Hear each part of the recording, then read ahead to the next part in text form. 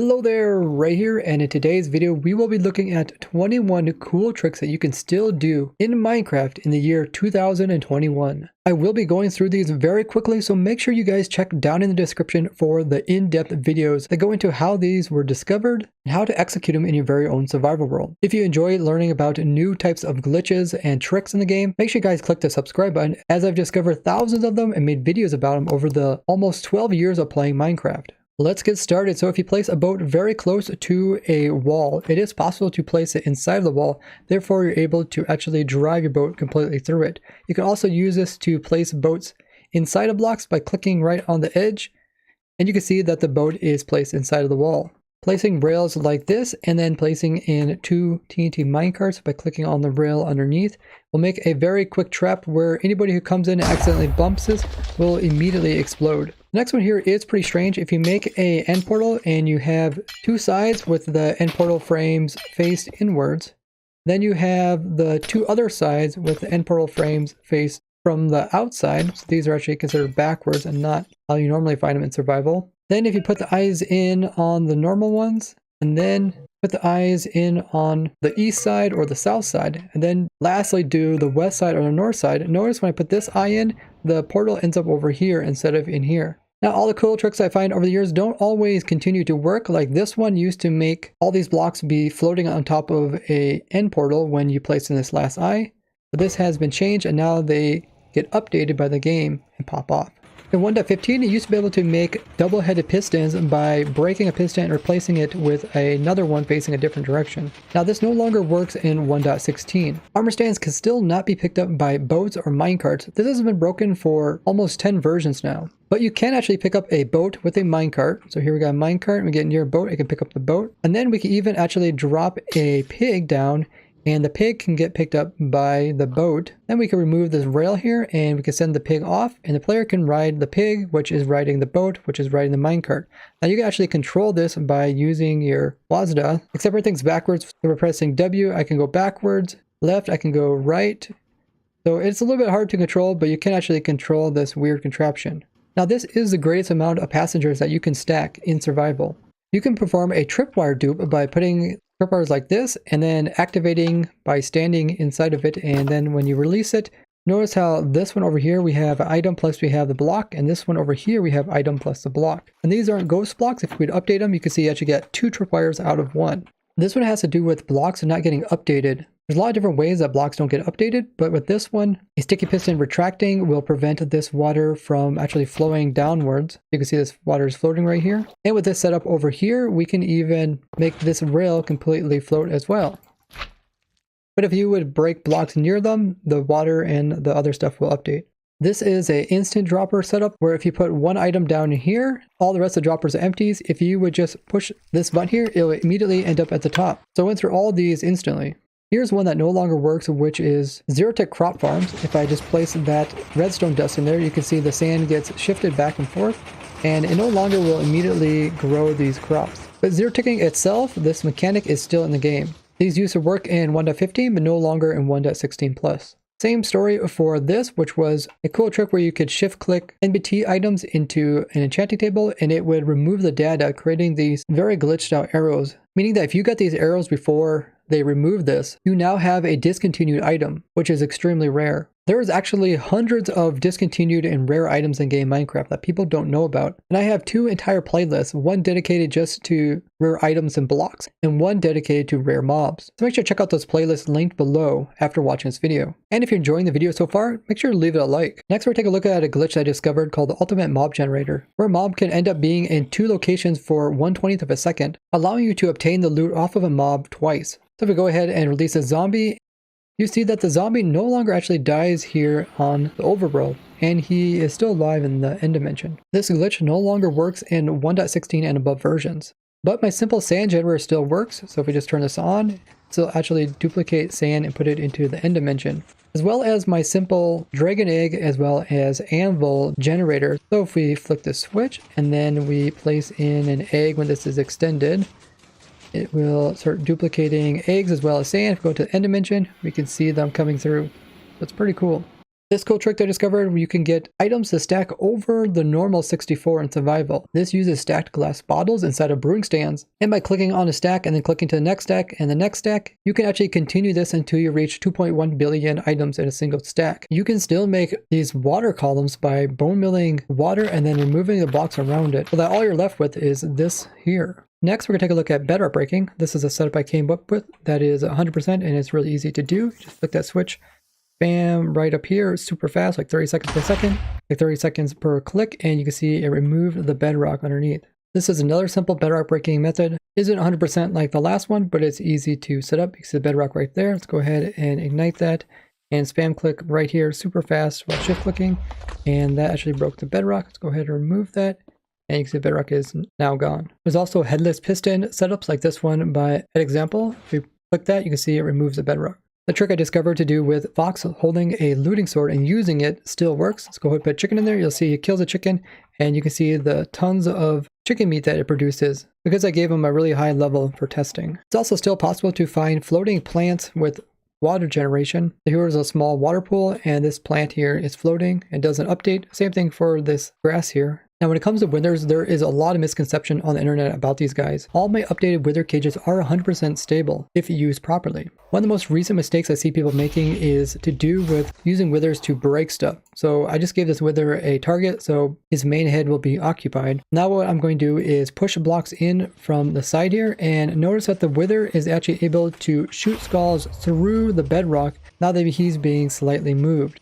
You can see he's able to actually destroy this block down here, which normally isn't possible, with his wither skull. And if I go ahead and remove this target over here, you can see he immediately breaks out because of those shifting blocks and him shooting skulls, which destroys the blocks around him.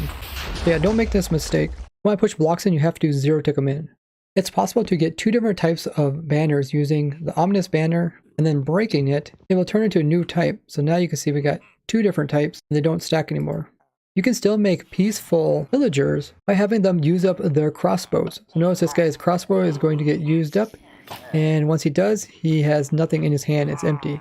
And I discovered you could do the same thing with piglins. So this piglin will use up his crossbow, and now he has nothing in his hand. Normally this is impossible to get these guys without a weapon. They either have a crossbow or a sword.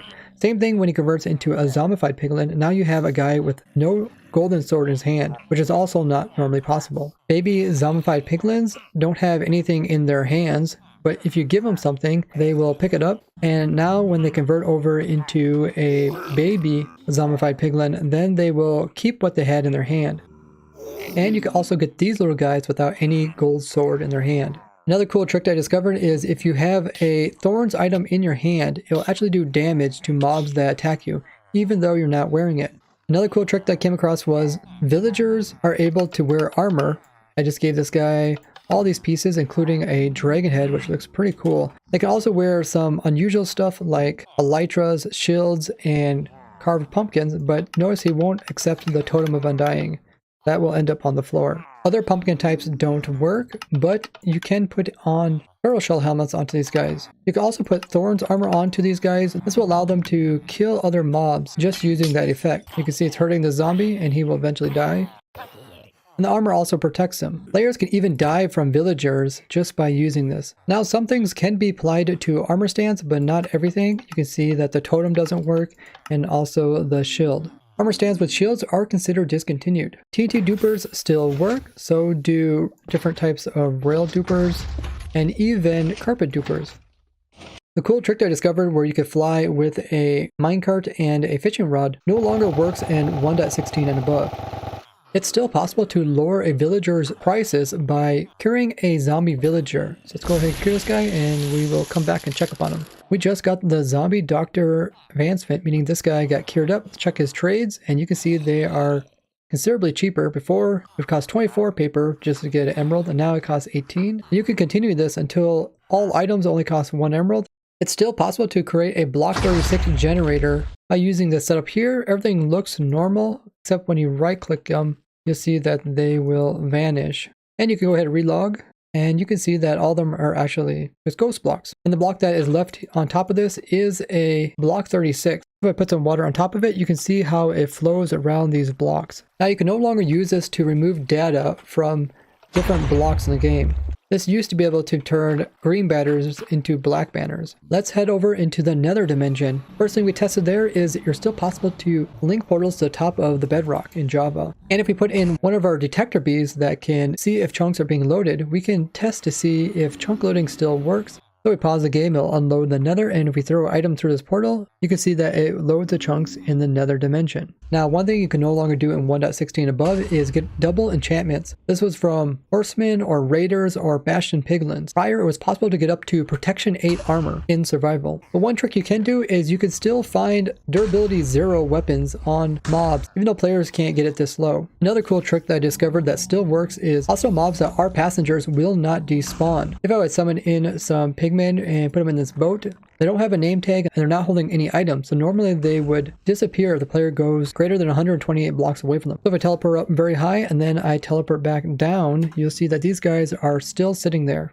So this is a great way to prevent stuff like zombie villagers or other hostile mobs from vanishing if you don't have name tags and they can't pick up items. This applies to all mobs that are passengers, so inside of boats, inside of minecarts, even if they are a passenger of a different mob, like this zombified piglin can't despawn, neither can this skeleton on top of the spider. The spider himself is name tagged, and he's name tagged Dinnerbone, that's why he's upside down. But since he can't despawn, neither can the skeleton. Same thing for this chicken jockey. Skeleton horses that come from lightning storms act a little bit differently. They normally don't despawn to start with. But the same thing does apply to the jockeys of Ravengers. This includes a Pillager, Vindicator, and Evoker. Long as the mounts are name tag, these guys can't despawn. And that trick could potentially work for baby piglins riding on baby hoglins. Next, we're going to take a look at a cool trick I discovered to do with some mobs being able to hold up the mob cap but are unable to despawn themselves. This includes the Shulker mob, the Wither, and the Ender Dragon. If you pull up F3 right here where it says M, it says there is currently 12 mobs that count towards the mob cap. If you get this number up to 70, it means that no more mobs will spawn in your world. So by putting a bunch of these guys in one area, you can make your world essentially peaceful. Notice when I kill the Shulker, the number is going to go from 12 down to 11. If I kill this Wither,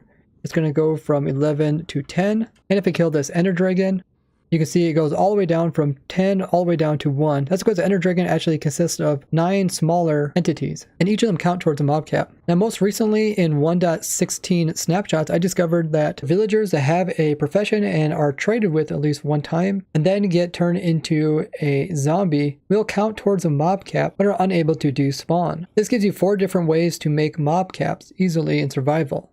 If I go ahead and kill this guy, notice that the M is set to 1, and now the M is set to 0. We killed all of the mobs that count towards the mob cap. Now these guys don't count towards the cap because they are considered passengers. You're not able to crouch when you're inside of a block that have a collision. So right now I can crouch up and down to turn hitboxes on by doing F3 plus B. And if I close this gate, you won't be able to crouch anymore. Next trick has to do with mushrooms being able to remove some transparent blocks. We got a wide variety of different blocks around the edge here. You can see them all.